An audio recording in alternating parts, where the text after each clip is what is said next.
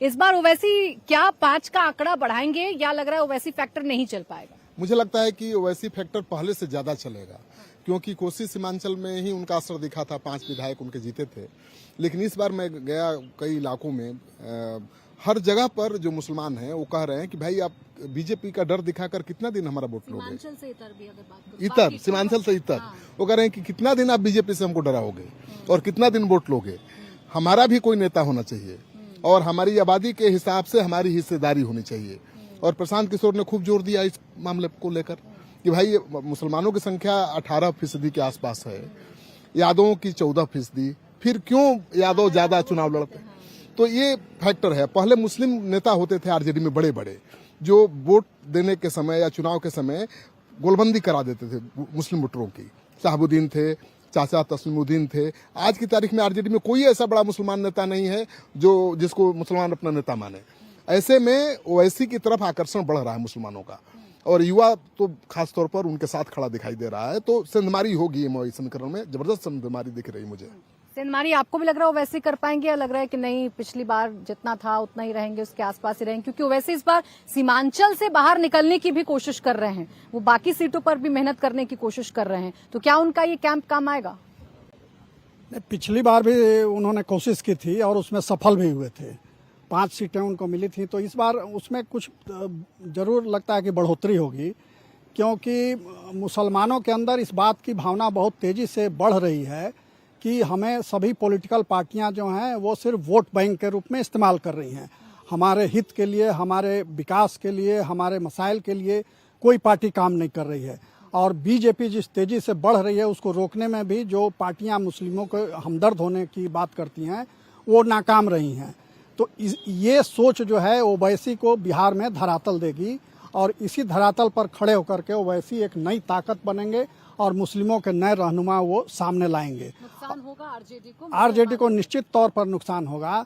और दूसरी बात यह है कि मुस्लिमों में रीथिंकिंग हो रहा है कि भाई आखिर ये बीजेपी का भय दिखा करके इतने दिन तक वोट हम लोगों ने दिया मगर उसका कुछ असर नहीं हुआ। आज सीमांचल की जो बात हो रही है, सीमांचल अभी भी आप समझिए जिस तरह से एक समय झारखंड बिहार का उपनिवेश बना हुआ था, सारी दौलत वहां से आती थी और मगर वहां पिछड़ापन बहुत था, वही स्थिति आज सीमांचल की है बिहार में।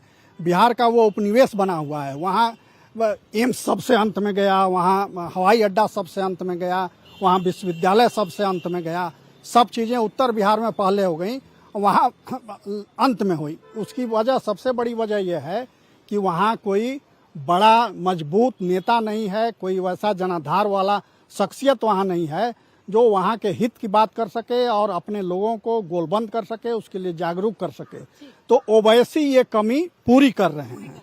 देखिए ओवैसी तो गोलबंदी कर रहे हैं, लेकिन कोशिश ये की जा रही है कि ध्रुवीकरण हो। और ध्रुवीकरण का मतलब ये है कि जब मुस्लिम वोट बैंक को रिझाने का काम किया जाता है तो हिंदू वोट कैसे कंसोलिडेट हो, ये कोशिश भी लगातार की जा रही है। और कई ऐसे बयान हैं जिनकी चर्चा की जा रही है। एक बयान आया तो यूपी से है, लेकिन उसकी चर्चा बिहार विधानसभा चुनावों में होना भी लाजमी है। बात कर रहे हैं मुख्यमंत्री योगी आदित्यनाथ की, जिन्होंने हलाल सर्टिफिकेट को लेकर एक बड़ा बयान दिया। मुख्यमंत्री योगी आदित्यनाथ ने कहा कि हलाल सर्टिफिकेट बहुत बड़ा षड्यंत्र था, इसका पैसा आतंकवाद, लव जिहाद और धर्मांतरण में इस्तेमाल होता था। हमने यूपी में हलाल सर्टिफिकेट पर बैन लगाया, हर प्रोडक्ट पर हलाल सर्टिफिकेट होता था। माचिस पर भी हलाल सर्टिफिकेट क्यों था? क्योंकि माचिस तो झटके वाली है, हलाल से तो माचिस नहीं जलेगी।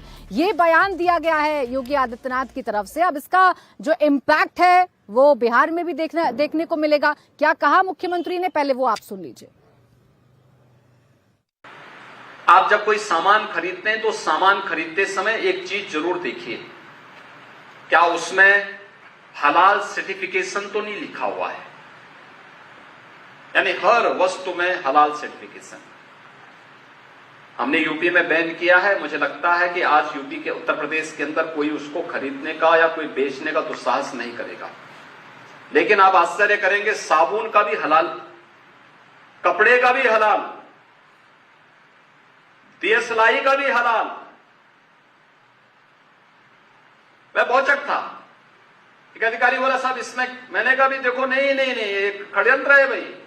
मैंने कहा माचिस तो झटका वाला है, आप एक झटके में लगाएंगे तो तभी आग जलेगा। आप हलाल करते रहेंगे तो कभी जलेगी नहीं वो माचिस। सारा का सारा पैसा आतंकवाद के लिए, लव जिहाद के लिए और धर्मांतरण में दुरुपयोग होता है। कोई असर नहीं है, सब बाकी पिछड़ा मुसलमान एकदम। तो आपने देखा मुख्यमंत्री योगी आदित्यनाथ ने बड़े खुलकर अपनी बात रखी है। इसकी चर्चा जाहिर सी बात है कि बिहार विधानसभा में भी देखने को मिलेगी।